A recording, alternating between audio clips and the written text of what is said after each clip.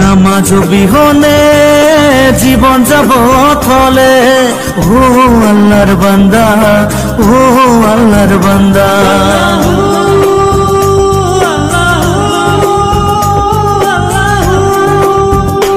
ও নামাজ বিহনে জীবন যাব থলে, ও আল্লাহর বান্দা, ও আল্লাহর বান্দা। নবীজিরে উম্মত নামাজ বিহনে জান্নাত না পাবা বান্দা, ও আল্লাহর বান্দা। আমি গুনাহগার, গুনাহ হাজারবার করো জানিতে, আল্লাহ করো জানিতে।